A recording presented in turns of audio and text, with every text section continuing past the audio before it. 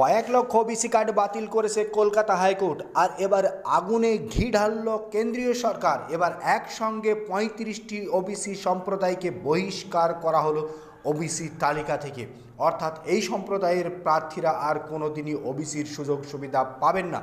এই সিদ্ধান্তকে ঘিরে ইতিমধ্যেই রাজনৈতিক মহলে প্রবল বাকবিতণ্ডা শুরু হয়েছে। সুপ্রিম কোর্টের রয়েছে সেই সংক্রান্ত মামলা। কলকাতা হাইকোর্ট ওবিসি সার্টিফিকেট বাতিল করার পরেই এবার কেন্দ্রীয় দপ্তর সরাসরি ওবিসি সার্টিফিকেট বাতিলের সিদ্ধান্ত নিল কেন্দ্রীয় সরকার। আর তাতেই আগুনে ঘি পড়ল রাজ্যে। ইতিমধ্যে এ নিয়ে রাজনৈতিক মহলে ব্যাপক বাকবিতণ্ডা শুরু হয়েছে। কোন কোন সম্প্রদায়গুলি বাদ পড়ছে তার তালিকাও এখানে দিয়ে দেওয়া হয়েছে। মোট ৩৫টি সংখ্যালঘু সম্প্রদায়, যারা বেশিরভাগই মুসলিম সম্প্রদায়ভুক্ত, তারা বাদ পড়ছেন।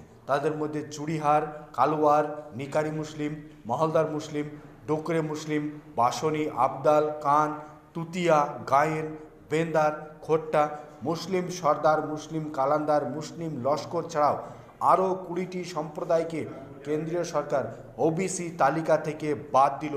যদিও ওবিসি সার্টিফিকেট বাতিলের সিদ্ধান্তের বিরুদ্ধে আদালতে মামলা হওয়ার প্রবল সম্ভাবনা রয়েছে।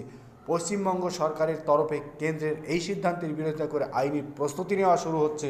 ঠিক তার মাঝেই ওবিসি সম্প্রদায়কে কার্যত 35টি সম্প্রদায়কে ছেটে দেওয়া হলো কেন্দ্রীয় নির্দেশের ফলে, যা বাংলায় সবথেকে বড় খবর, যা বাংলার সবথেকে রাজনৈতিক মহলে বড় ভয়ঙ্কর ঘটনা বলা যায়, যা রাজনৈতিক মহলে এই মুহূর্তের সবথেকে বিতর্কিত খবর।